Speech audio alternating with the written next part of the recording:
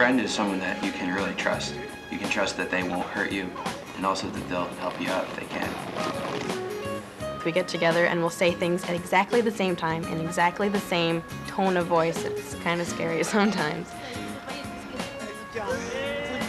A friend, to me, is someone who knows you inside and out. The advantage of having good friends who are spiritually minded is you both are working towards the same purpose.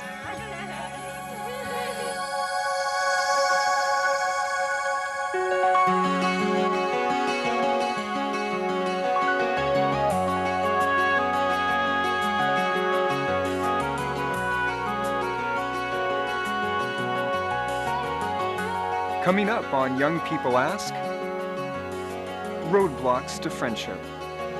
They have their own little groups, and if you're not in that group, then you're not invited either. Young people talk about friendship with God. Well, I definitely think that having a friendship with God is a hard concept to understand. The dangers of making the wrong kind of friends. I got involved in bad association, basically at school. And then, a modern-day drama. Why your parents tell me we had a flat tire or something? Oh, yeah. You know, you're different from the other girls, aren't you? All this coming up on Young People Ask, how can I make real friends?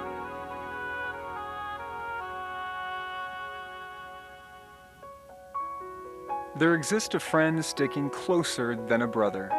The Bible said that almost 3,000 years ago, and it's still true today. Everybody needs friends. The problem is, making friends is not always easy. Sometimes young people feel that they just don't fit in, even with their Christian brothers. They feel like they're always on the outside, looking in.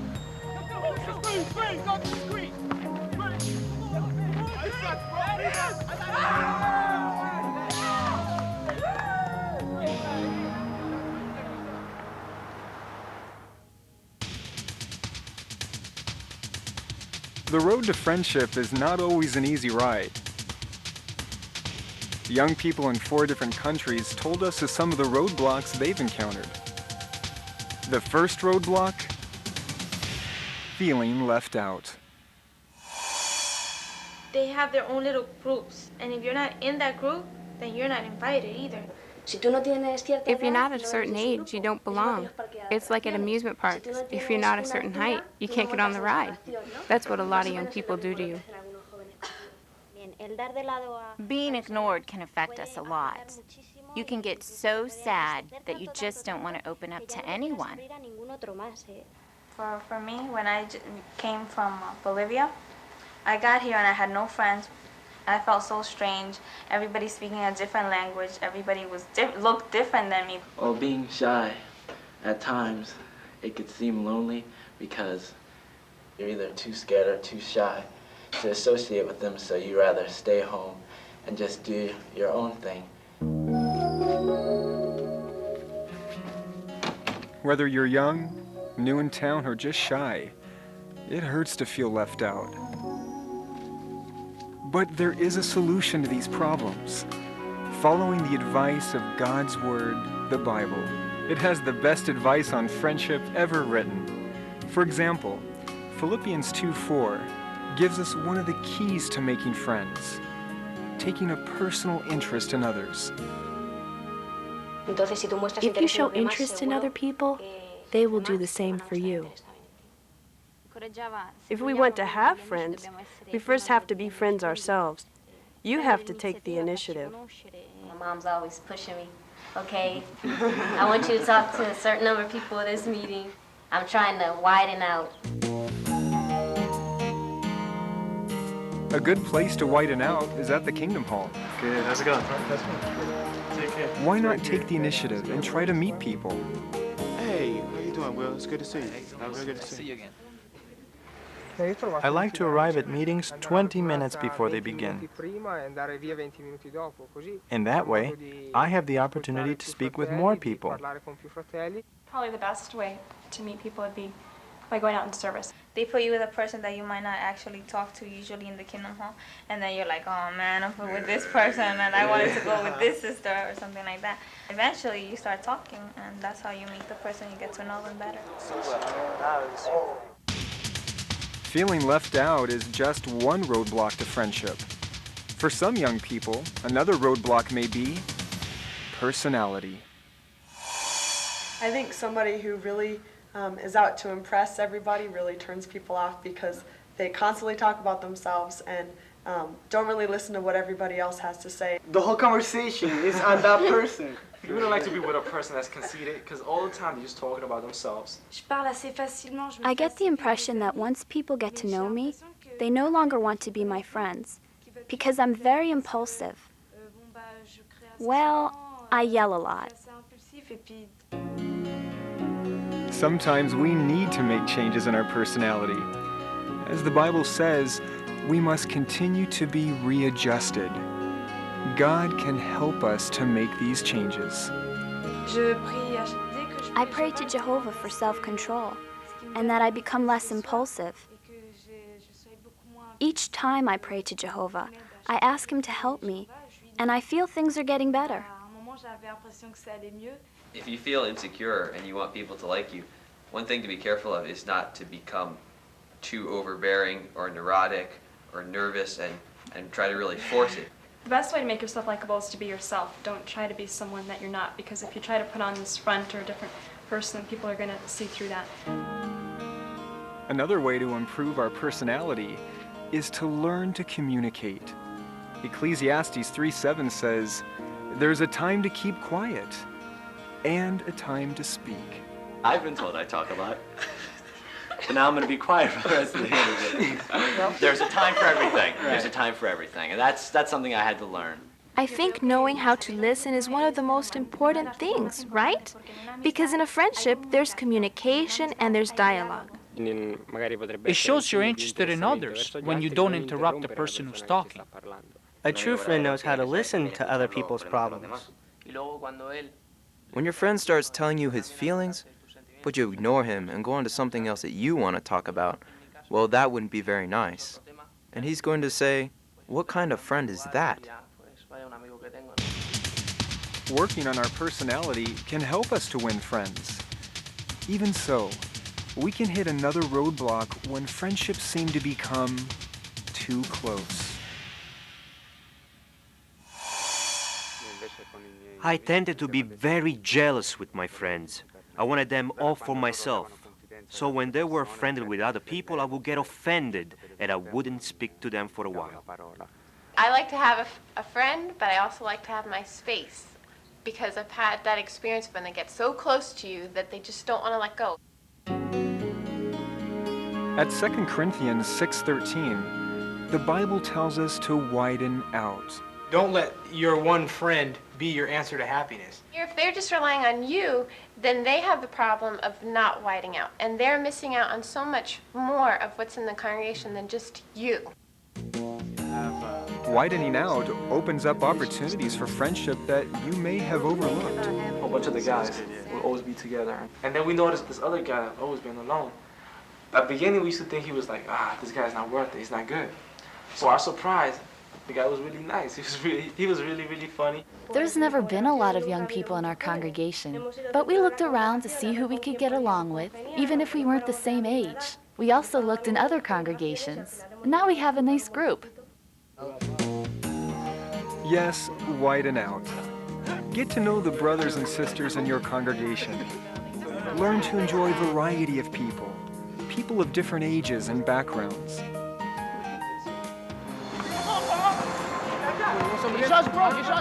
So, take an interest in others. Work on personality flaws. Widen out.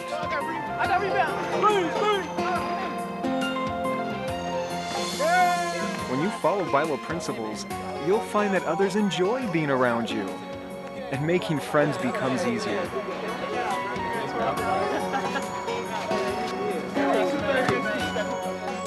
There is one friendship, however, that is more important than any other.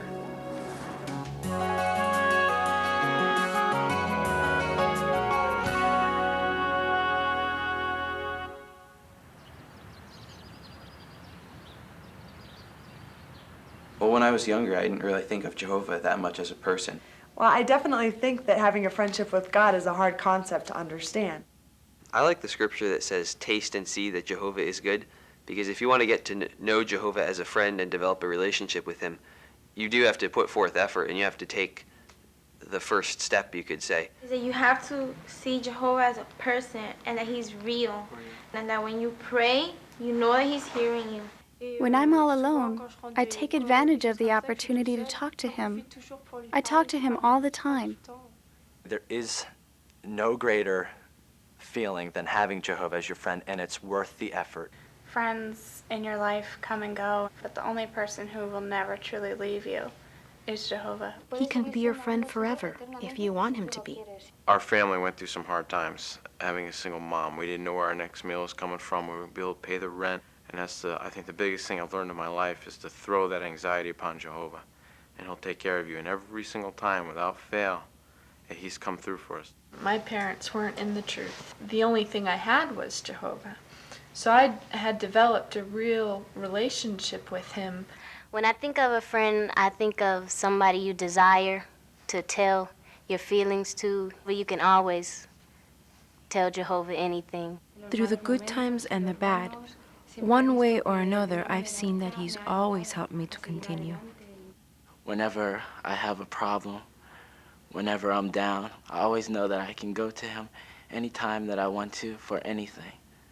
I think you kind of go from where it's just saying his name into the microphone as a one-word answer to a point where he's real to you.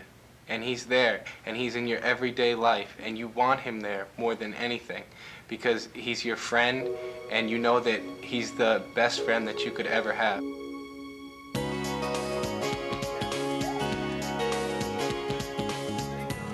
When you make Jehovah your best friend, you'll be drawn to others who do likewise. In the Christian congregation, you can enjoy friendships with people of different ages and backgrounds. Friendships that can influence you in a positive way.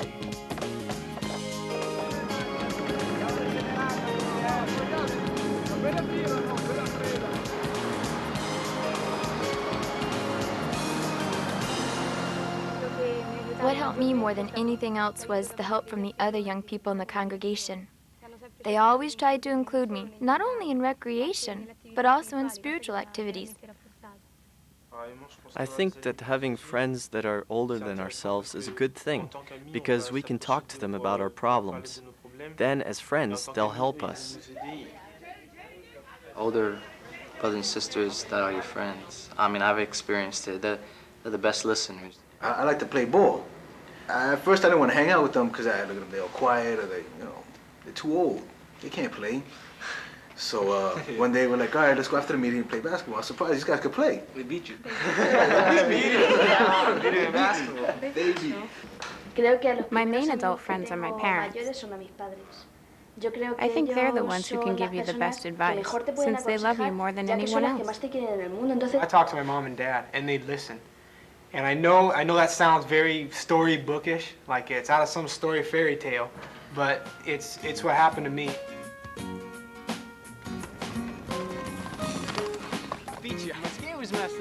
Whether they're young or old, the best kind of friends are people who are friends of God. Look, Sister Smith, and your brochures.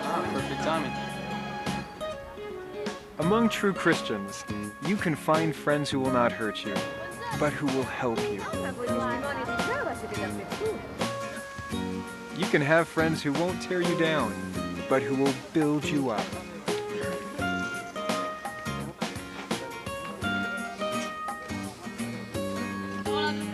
You can have friends you can trust, who are loyal. If you are a friend of God, you will never be without real friends.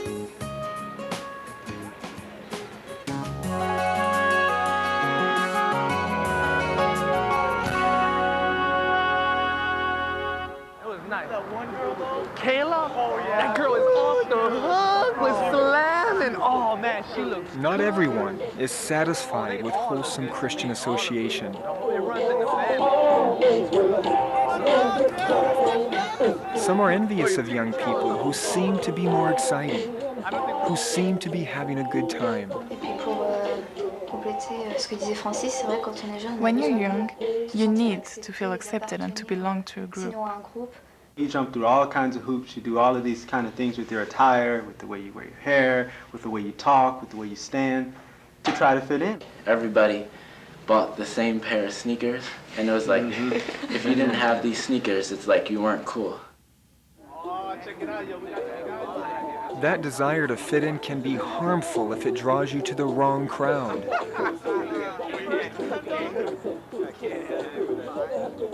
The Bible warns, bad associations spoil useful habits. Bad association would be anybody who doesn't love Jehovah. It's the person who shows by his attitude and his way of doing things that he doesn't follow Jehovah's principles. The Bible's warning against bad association can even apply within the congregation. Some young people in the congregation, they'll act one way in the meetings, but as soon as they go out, they start acting a different way. And then you're like, who is this? This isn't the same person that was in the meeting yesterday. Because you can see that there are many young people that are like real rebellious, and you can see right away that they're not good associations. I think you can tell a lot about a person by what he talks about. Does he just talk about having fun? Or does he talk about spiritual things? Right at the three-point line, I stopped, I shot, it went in. 3 points, nothing but net. Wow, that sounds great, Ricky. You may recognize that certain youth are bad association. Still, it may be hard not to envy them. When you're around these worldly kids and they're all dating and doing the sports thing and you want to be in with what they're doing. There's times when you want to do stuff and then your parents are like, well, they're not good association and stuff, so you wonder, well, if I can't hang out with them, who am I going to hang out with? Living by godly standards will limit your choice of friends.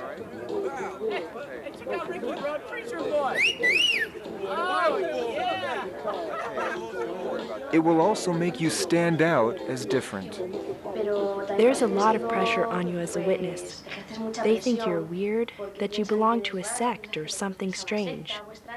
The kids hate me. They would spit on me. They hit me on the back in class, so I couldn't listen. Every time I went to school, my heart would be pounding. Faced with such pressures, it may be tempting to hide your Christian beliefs. When I ran into classmates while out in service, they would see that I was dressed up, and they'd ask me what I was doing. But I was afraid to tell them that I was preaching.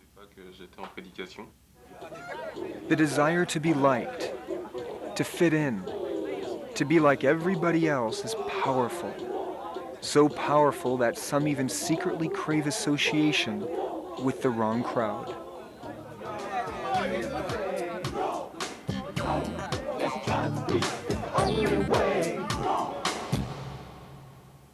Two young Christians recall how bad associations nearly led to their spiritual ruin.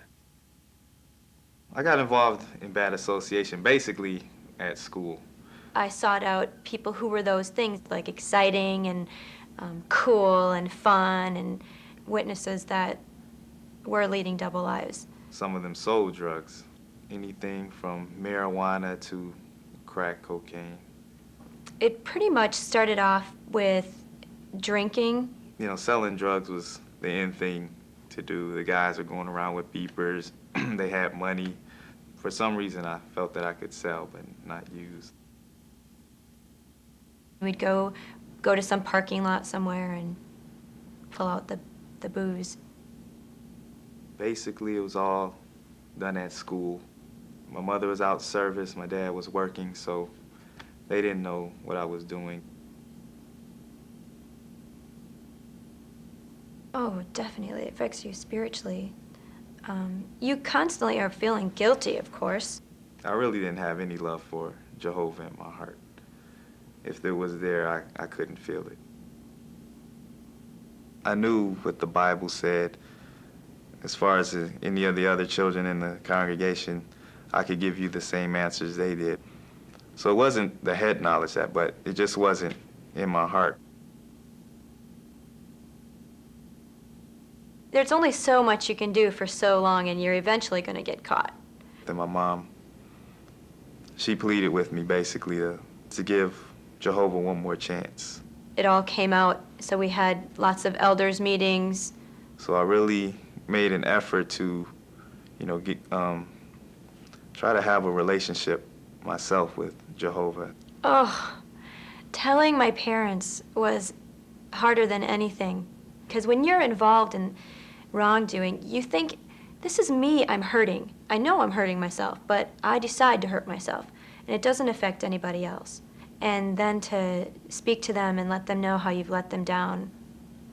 I've never seen them be so wounded. I changed my association. I started hanging around with, some of the witness kids in the area, and they helped me out a lot. My relatives and my friends and the good examples in the congregation, they helped me to see that you absolutely have to change your association if you want to do good. What I regret most is that I wasted all these years being selfish when I could have been serving Jehovah. My parents, they really had a lot of love for me, but I don't know, in return, I just gave them basically nothing but heartache. And I thought I knew what I could handle and what I couldn't. But Jehovah knows what's going to hurt you and what's not. And so if you just trust in that, you'll have a successful youth without all that pain. Life is just so much better for me. The blessings that you get, Jehovah gives you, and by just serving him, it's incomparable to what the world has to offer.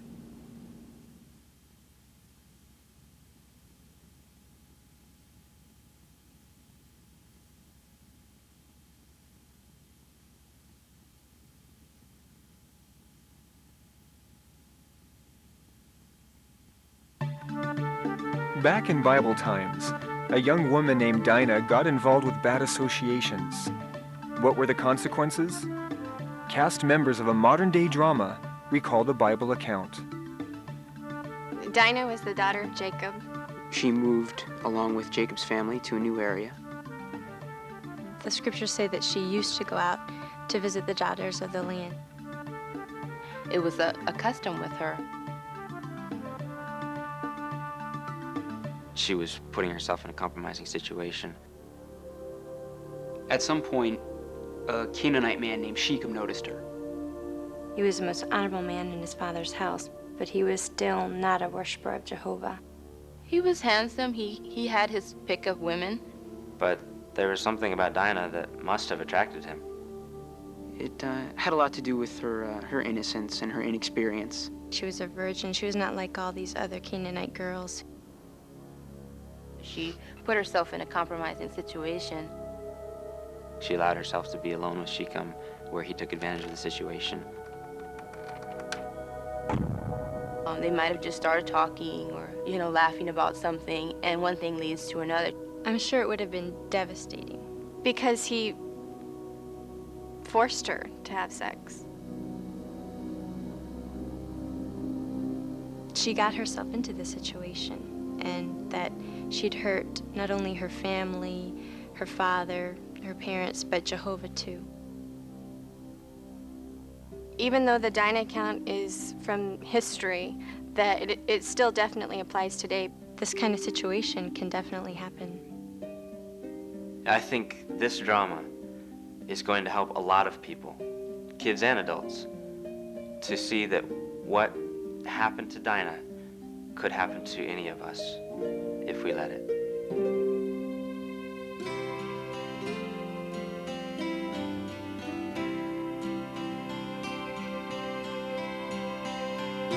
Dear Chrissy, sorry it's taken me so long to answer your letters. It was pretty crazy around here for a while. Anyway, I want you to know that I'm okay. But Chrissy, something you said in your last letter worried me. You said that you thought the friends at the Kingdom Hall were boring, and that the kids at school were a lot more fun. If you knew what I've been through recently, you'd understand why I'm worried. You've probably wondered why I haven't written you since we moved here. I guess I've been too ashamed. But now I think I need to tell you.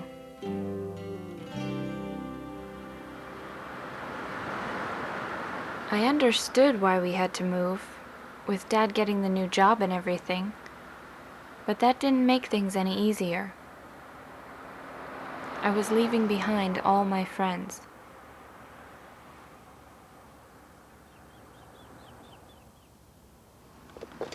Oh, honey, watch out for your back. Don't worry, I'll be okay. Mom and Dad were so busy with our new home and their new jobs. Oh, you know I don't have any. I didn't want to burden them with how miserable I felt.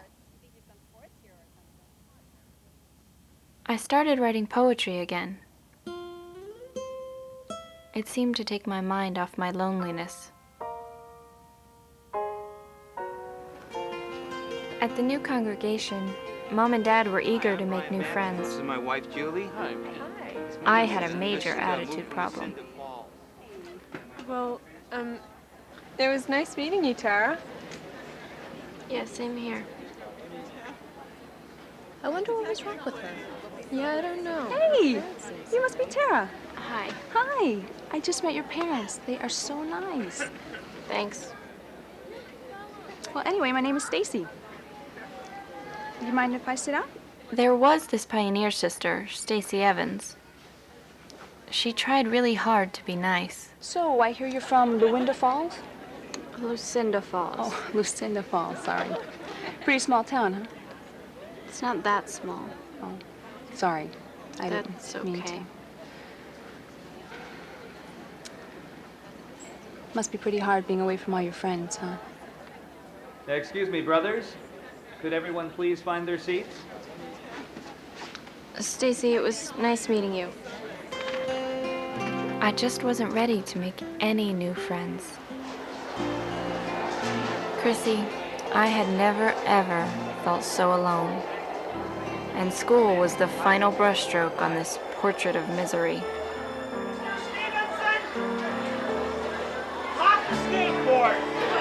I felt so out of place. It was like I didn't even exist. A few weeks later, though, things seemed to change for the better. It was in Mr. Beckwith's English class. That was so 5 years ago. All right, listen up. You don't look happy. Listen up, people. What are we going to do about the party? That's great. Oh, so opposite grades. Right. Okay, now the question, what are we going to do about? Thank you. This past weekend, while you were out partying, this overworked and underpaid English teacher spent his weekend reading your poems. Aww. Sweet. What about your... Take this masterpiece, for example. I think I shall never see a guy as cool as Anthony. Stupid. He's very strong and cute and tall. I like to show him off in the shopping mall. Here, you got some loose up there? And guess who authored this work of art? My skateboard makes a sound when it hits the ground that can be by people. No, Mr. B, you gotta read it with a little rhythm, a little style, some attitude. Sit, Kyle, sit. Or just sit. Some of you did write verses that rightly can be called lyrical poetry. Right. Now we'll have that select few present their poems before the class. In your You pretty good poet. Sorry, Miss Taylor. Not this time. Yeah, she's bugging. First up, Miss Tara Matson. Great. As if being the new kid in class wasn't bad enough. Now I had to be put on public exhibition. Matt. I don't know. I have her in my seventh period, though. Does she always look like that?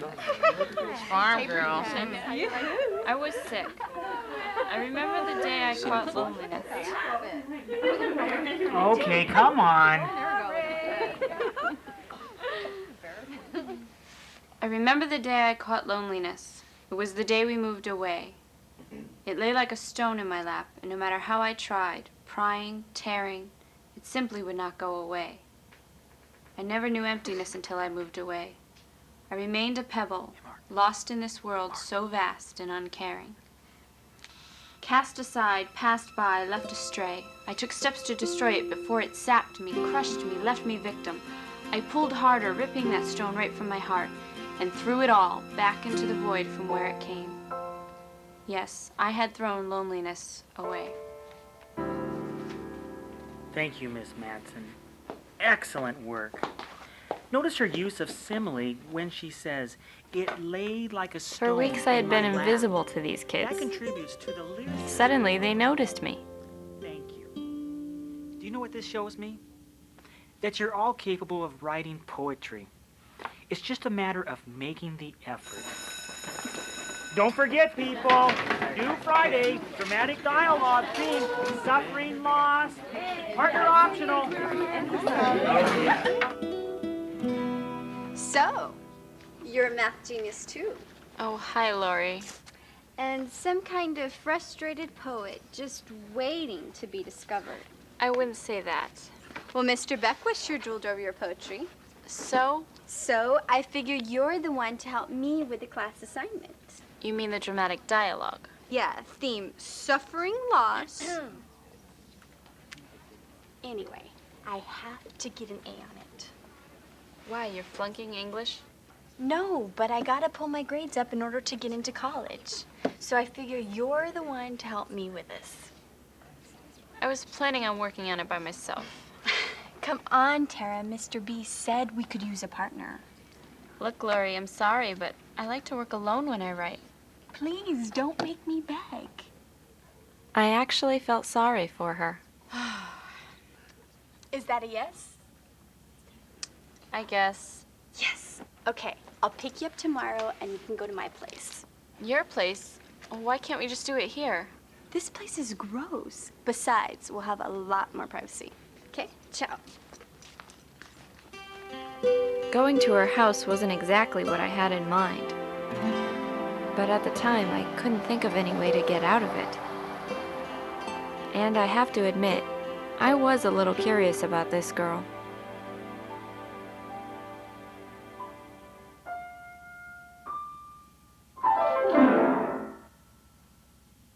We both had a serious case of writer's block. Beckwith drives me crazy with these assignments. I mean, what does suffering loss mean? Didn't he say it can mean whatever we want it to mean? So we make something up. Like what? Like when your parents make you move away and you lose everything you care about. Tell me about it. What, you too? Hey, I wasn't always the picture of charm and fashion that you see before you today. We used to live in a small house in a small town. And then Dad hit it big in the stock market. And voila. Goodbye, friends. Hello, loneliness. I don't know why I'm telling you all this. That's it. That's what? The loss. We do a dramatic dialogue about the loss of friendship. You mean about friends moving away? No, a little too close to home. Then how about because they've had a fight? A fight? About what? Hello, about guys. What else do girls fight about? Finally, the ideas were flowing. We got together again the next day. So there's two women, and we can make them really old, like 30. Yeah, and they're both hopelessly in love with this guy, Jake. Jake? Nah. Brett. Okay, Brett. As I got to know Lori, my opinion of her began to change. I never would have guessed that we had so much in common. These are great pictures. Who's this? Oh, that was my best friend, Misty. We used to do everything together. Anyway, that's our old house. Can you believe it? Don't you miss it sometimes? Yeah, a little. But mostly my friends. So, Proverbs 13:20 says, "He that is walking with wise persons will become wise, but he that is having dealings with the stupid ones will fare badly."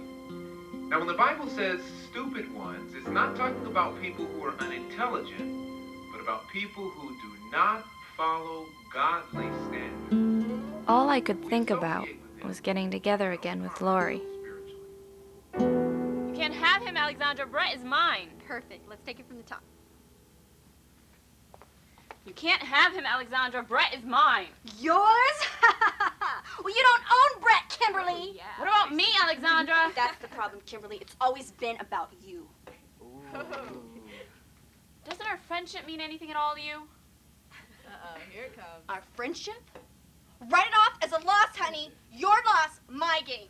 Okay, so we weren't ready for Broadway. But the class loved it.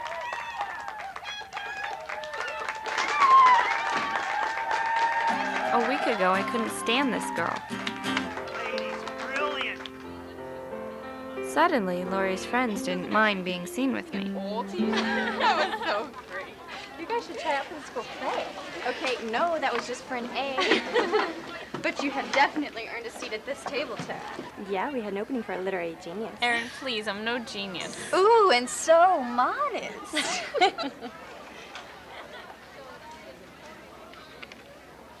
Girl, if I had your talent, I'd cash in on it. What do you mean? Hello, scholarships, a career, fame, Money guys, and money. and guys. No, writing's just a hobby for me. So what do you plan to do, flip burgers? Well, I need to do something to support myself, but I really want to help people. What, you mean like a social worker or something? No, more like volunteer work. Volunteer work? Yeah, I mean, we teach people. Teach what? Hello, teachers don't make any money. No, let me explain. You see, I'm one of... Hold that thought. Yeah? Hey, Joanna. Oh, cool. Of course I'll be there. All right, ciao. Summer clearance girls, today only. Tara, you can't miss it. I don't think I can. I don't have any money with me. Have no fear. Daddy's credit card is here. Besides, I owe you big time. Hey, maybe we can get her out of her Miss Lucinda Falls outfit. It's Lucinda Falls. Whatever. And besides, what's wrong with my outfit?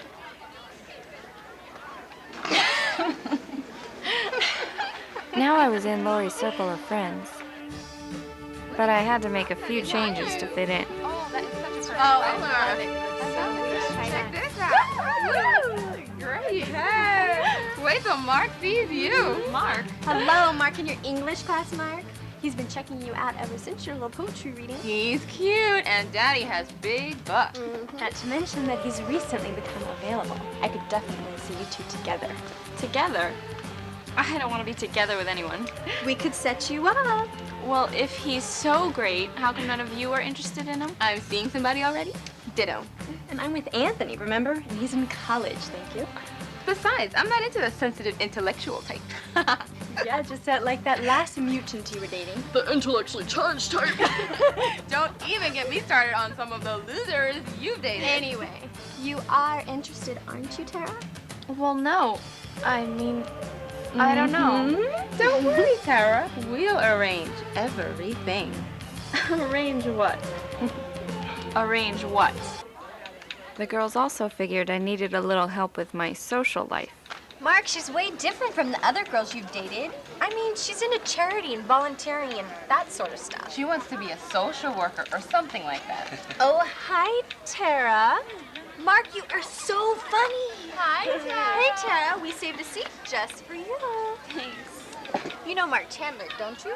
Yeah, we're in the same English class. And you are the great poet and playwright. Yeah, right. No, I'm serious. You were really great. So, how do you like life near the big city? Well, I haven't actually seen the city yet. Get out. What do you do when you're not at school? Oh! Yeah, on Meatloaf Day, get the pizza. Yeah, that's Here you go. Isn't he so sweet? Anyway, on weekends, I'm usually with my parents. And Hey, what are you doing Saturday? We could show her around. Play tour guides, why not? Sounds like fun. Count me in. So what do you say? I don't know. I have to be up early on Sunday. We'll start early, we'll get back early. There you go. Come on, Tara. Well, I guess so. All right. Hello, City. So we'll meet after lunch, and I'll pick you up at your house. Great. That's okay. I'll just get a ride to Laurie's. I never would have admitted it, but I did think Mark was cute. And a day with the girls sounded like fun. That Saturday morning, I went out in field service with Stacy Evans. But my mind was not on preaching. You want to do the next one? No, that's okay. You could do it. I told Stacy that I was hungry and wanted to stop service early. She insisted on buying me lunch. Okay, here's your salad. Thanks. It'll be a couple minutes on your burger, honey. Thanks.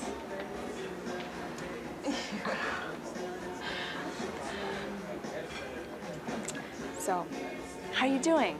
I mean, getting used to the new school and everything. Okay, actually. Most everyone's been pretty nice. Oh, that's good. Hey, listen, I'm having some friends over tonight. I want you to come. I actually made a cheesecake that I'm proud of. I'd love to, but I promised to go into the city with some friends. Oh, from our home? No, from school. But they're just gonna show me around the city. They're real nice. Look, I hope you don't mind me asking this, but how well do you really know these kids? What do you mean? I mean, do they have any interest in the Bible? I don't know. It hasn't come up. But they're not into drugs or anything like that. In fact, they're even nicer than some of the kids at the Kingdom Hall. Well, even if that were true, don't you think you have to be careful with people who may not even believe in the Bible? Don't forget what happened to Dinah. Dinah? Yeah, you remember Jacob's daughter? These kids are not Canaanites. They're very nice. Maybe, but what are their beliefs? What are their morals?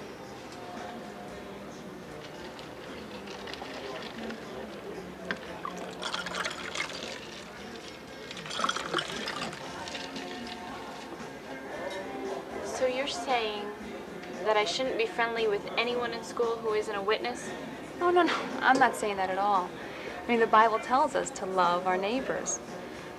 But doesn't it also warn us that it's dangerous to get too close to certain people? People that don't follow God's standards? Dinah learned that the hard way. But don't we have to teach people about the Bible? How can I do that if I don't spend any time with them? Oh, so you have had a chance to witness to them? Well, no. But that's not the point. Laurie and her friends are not bad. Okay. But do they encourage you to do good things? Like personal study, meetings, field service? No. Look, Stacy, I've already given my word. And Jesus did say I have to let my yes mean yes, right? Tara, do you really think Jesus meant saying yes to things that can hurt you? Stacy, I'll be careful. I'm not gonna do anything stupid. Trust me. Here's your burger, honey.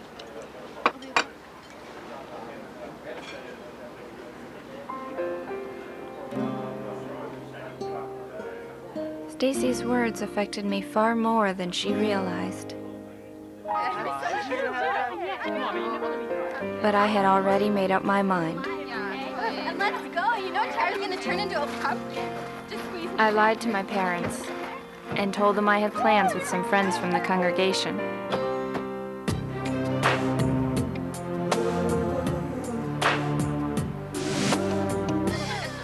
How tall is it?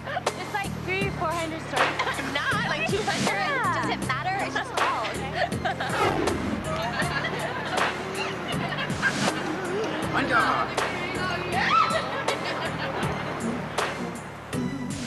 At first, we pretty much stayed together as a group. But soon, Mark and I were talking. I really enjoyed the attention. Oh, I love his stuff. But you know he was stoned when he wrote those poems. You write better when you're high? No, I'm not into drugs. Are you? You know that used to be the tallest building in New York?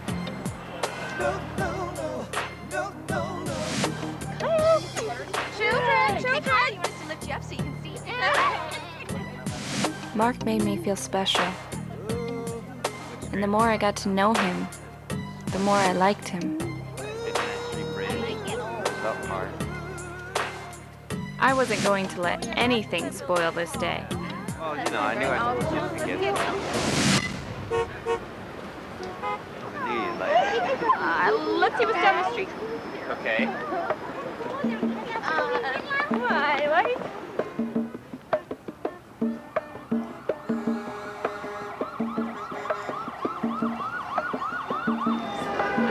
Oh, please.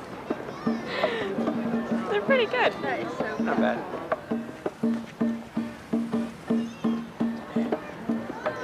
Where's Kyle?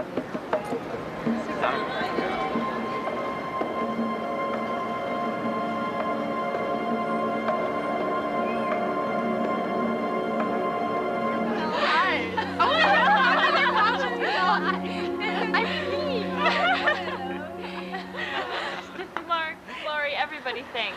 I really had a great time. Could I ask like a really stupid question? It's never stopped you before. Why are we going home so early? Aaron's right. This place doesn't even get going until after dark. That's true, and if we leave now, all we're gonna do is sit in traffic. Why don't we hit a couple of clubs? Sounds great, but Come on, Tara, just call your parents, tell them we had a flat tire or something. Oh, yeah, it's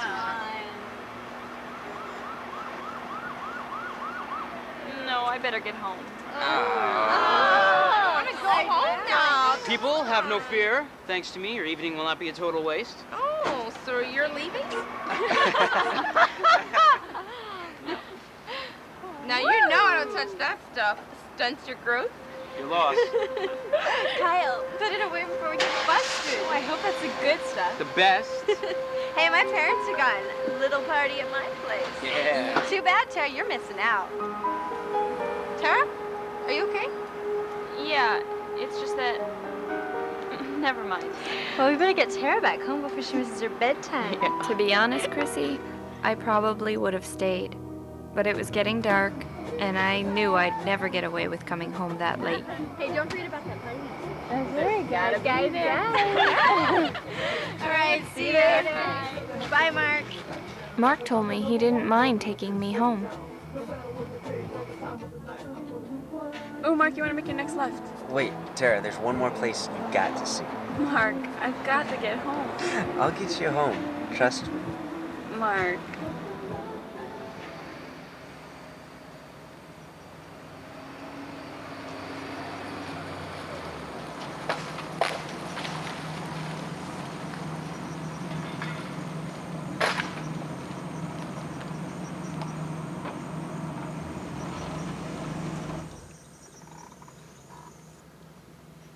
This is your favorite spot? Sure is. What, may I ask, is so special about it? Sometimes I just like to come here and think About what? things. Like how to tell your father you don't want to go to law school and work for the firm. Isn't there good money in it? I don't care about the money. I want to help people. Maybe teach or do volunteer work. You sound like me. Really? Well, yeah. Mark seemed to care about a lot of the things that were important to me. Before I knew it, we had been talking for over an hour. So Kyle's flying down the hallway. Beckwith jumps right in front of him. Boom! Kyle and Beckwith flat on their backs. Oh, no. Kyle spent his entire sophomore year in detention for that one.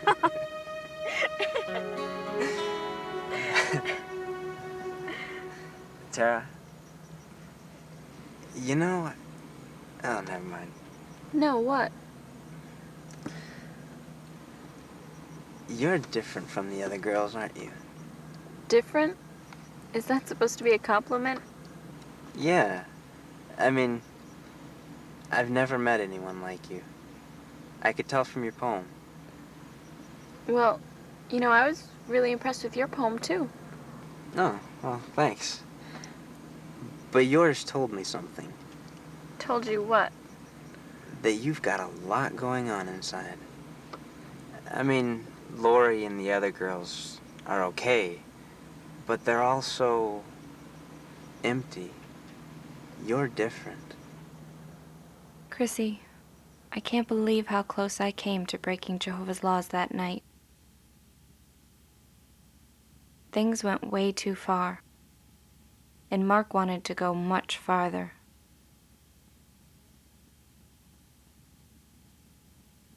But I couldn't. I kept thinking about how much it would hurt my parents, my friends, and especially Jehovah. Still, it wasn't easy. It took everything I had to stop and to get Mark to take me home. Tara? Mark revealed a side of himself that I hadn't seen before. I just don't get it. Things were going so great. What is it with you? Mark didn't care about me or my feelings. He wanted one thing. Later on, I learned I wasn't the first or the last to be taken to his favorite spot. I gotta go.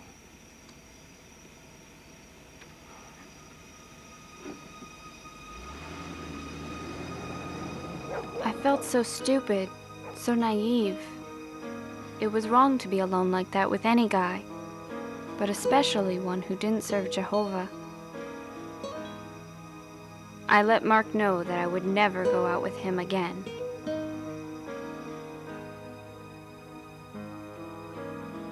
That night, I told my parents everything. They were very upset. Are you sure you told us everything? Nothing else happened? No, Dad, I told you. You've been telling us a lot of things. I don't know what to believe anymore. Honey, what were you thinking? Didn't you get it? Why do you think he took you there?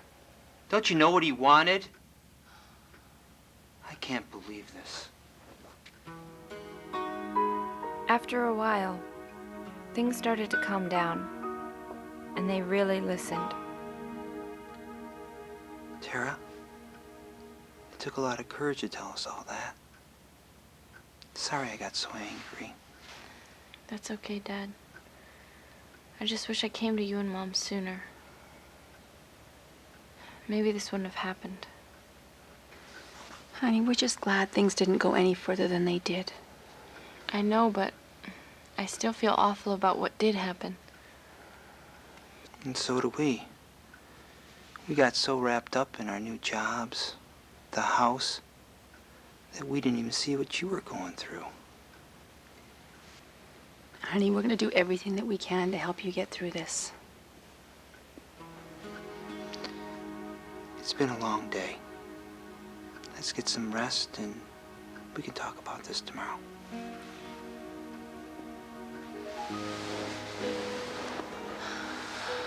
Love you so much. My parents, and later the elders, were really there for me.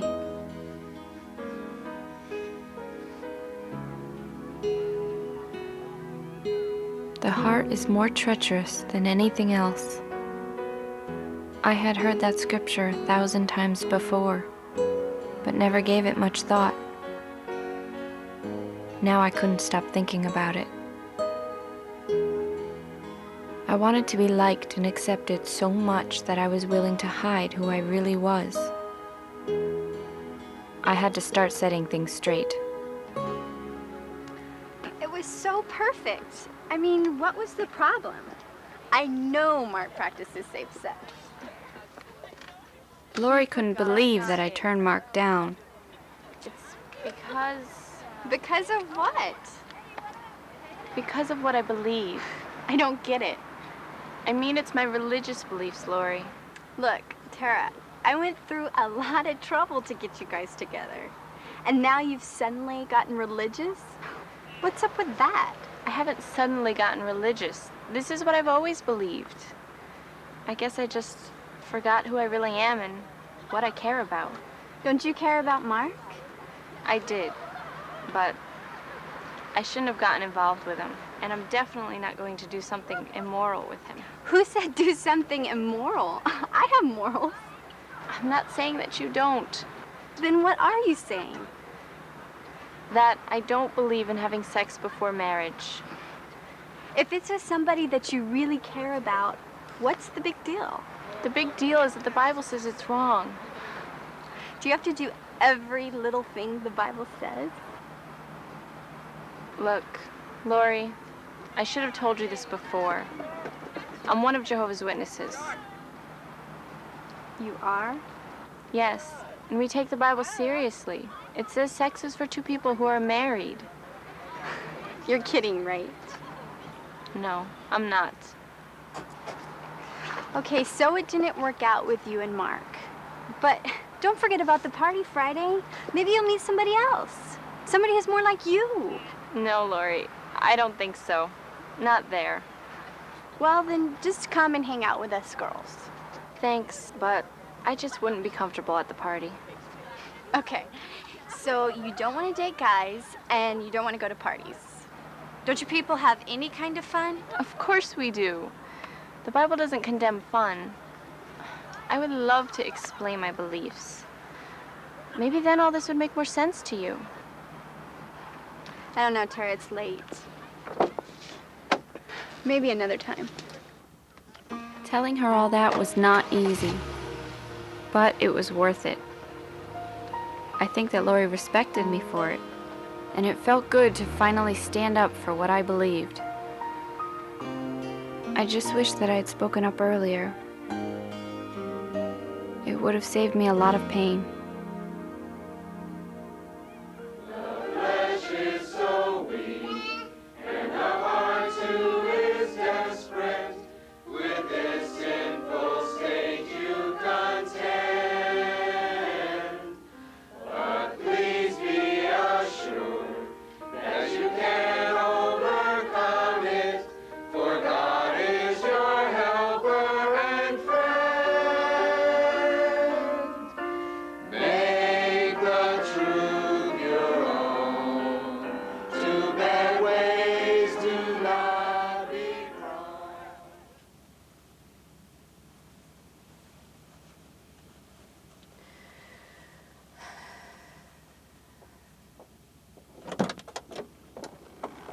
Tara, are you all right?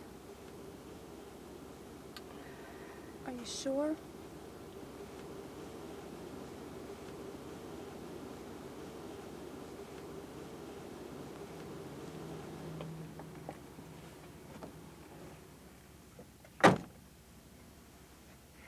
You want to talk about it?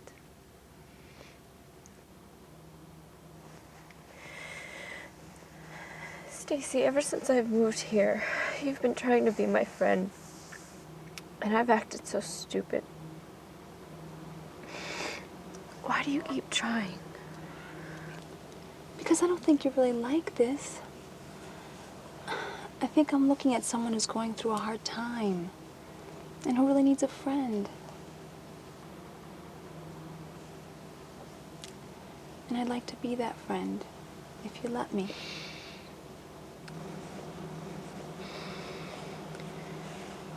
You have been a friend, Stacy. Maybe even more than you know.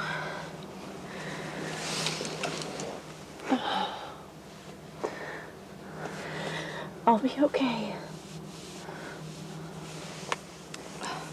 I realize now how much Jehovah cares and that I have my parents and friends like you to help me. You know what? Tomorrow, you and me. Let's go out in service and do lunch or something. Does that sound good? I'd like that. Good. As long as we don't go back to the Silver Spoon Diner again. You mean the Greasy Spoon Diner. Oh.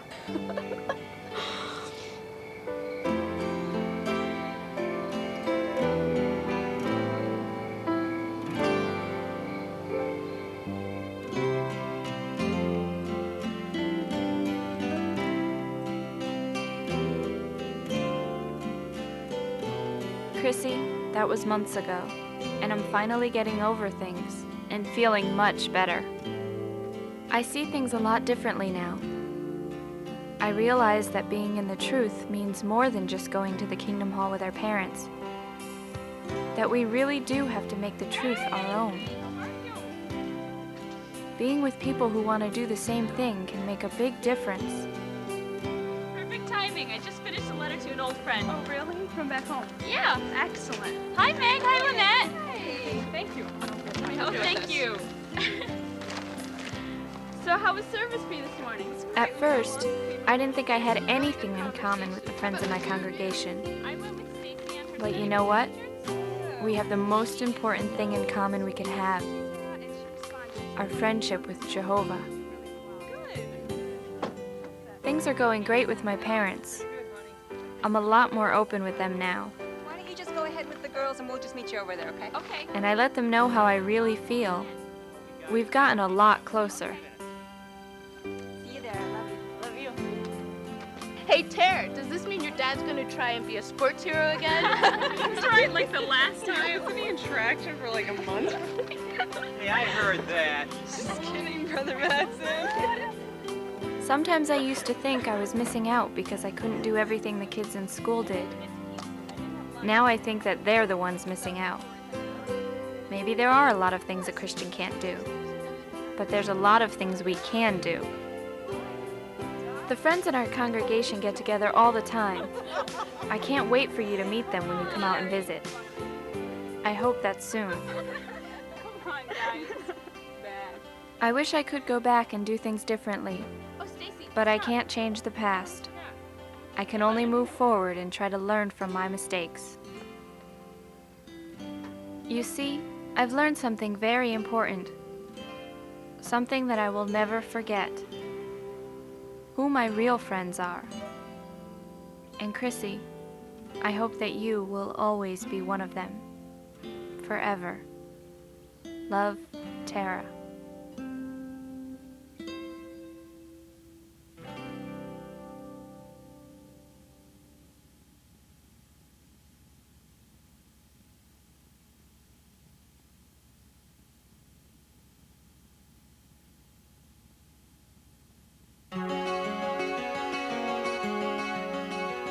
We don't want to stick ourselves in a corner and just hide and refuse to talk to anyone, because that's not balanced.